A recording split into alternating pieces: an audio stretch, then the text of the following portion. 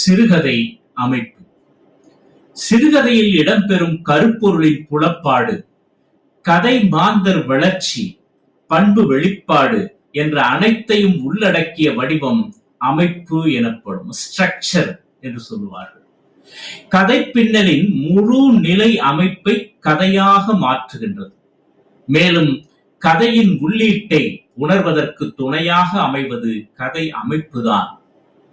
கதையின் அமைப்புகள் வெவ்வேறு வகைகளாக அமைகின்றன. படைப்பாளரின் மனநிலை, அனுபவம், கதைப்பொருள் ஆகியன இதற்கு அடிப்படையாக அமைகின்றன.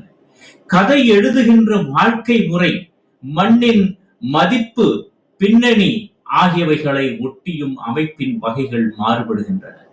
இதனை 5 வகையாக பகுத்து கூறுகின்றார் வெங்கடராமன். கதையின் அமைப்பில் புற மோதல்களும் அக மோதல்களும் இடம்பெறக்கூடும். Outer conflict, inner conflict.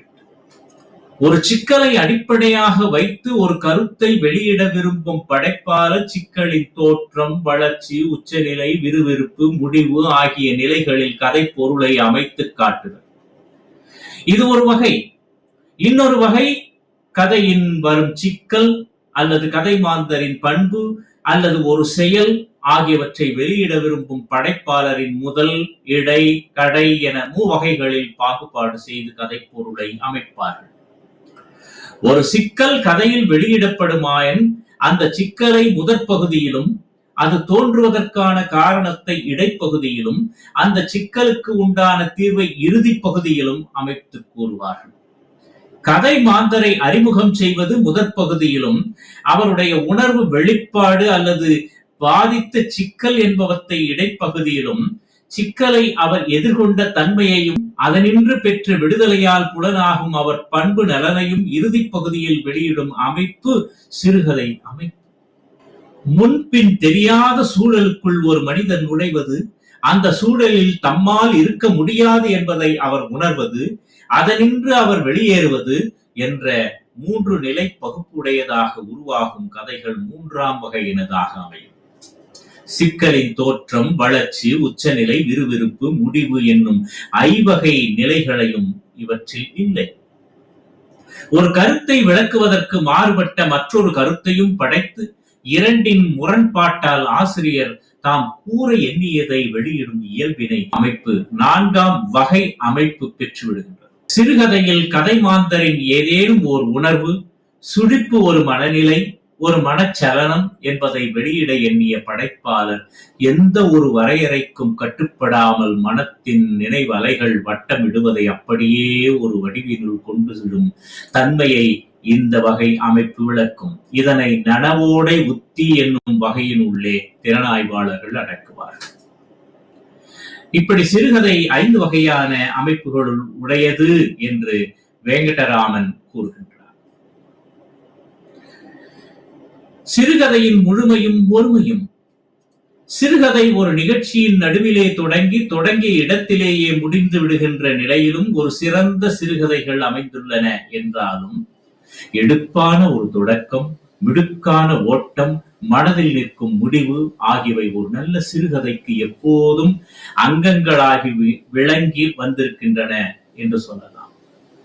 ஒரே ஒரு நிகழ்ச்சியோ, அதன் அடிப்படையில் எழுந்த மனநிலையோ, ஒரு கதை மாந்த தனிப்பண்போ, ஒரு சிறு அனுபவமோ சிறுகதையின் அடிநாதமாக விளங்கி இருந்தாலும் கூட, சிறுகதைக்கு முதன்மையாக வேண்டும் 2 பண்புகள் முழுமையும் ஒருமை அழுத்தமுமே ஆகும். கதையின் எத்தனை கதை மாந்தர்கள் வேண்டுமானாலும் வரலாம், எவ்வளவு கால இடைவெளிக்குள்ளும் கதை நடக்கலாம், எத்தனை நிகழ்ச்சிகளும் நிகழலாம் என்றாலும் கூட பொருளின் ஒருமைக்கு சிறுகதை இன்றியமையாதது.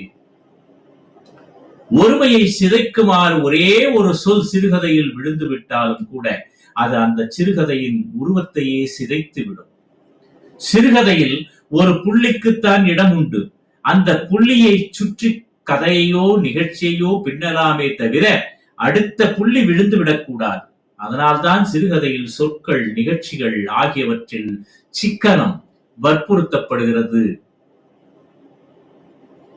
சிறுகதையில் செறிவும் விரைவும். சிறுகதையை பற்றி சுருக்கமாக கூறும் பொழுது அரிய சில விளக்கங்களை நாம் பார்க்கலாம். வாழ்க்கையின் சாளரம் என்றும், ஒரு சாவித்துளையின் வாயிலாக பரந்த ஓர் அறையை பார்ப்பது போன்றது என்றும், ஒரு மின்னல் வெட்டு போன்றது என்றும், ஒரு 100 மீட்டர் ஓட்டப்பந்தயத்தில் ஓடுவது போன்றது என்றும் பலர் பல்வேறு வகையான விளக்கங்களை சொல்லுவார்கள். சுருக்கமும் செறிவும் விரைவும் அடங்கிய பண்புகளையே இவை காட்டுகின்றன என்று சொல்லலாம். கண் இமைக்கும் நேரத்தில் மின்னல் வெட்டினால் ஏற்படும் ஒளி பாதிப்பை போல சிறுகதையும் வெகு விரைவில் நம் உள்ளத்தை ஈர்க்க வேண்டும். அதுதான் சிறுகதை.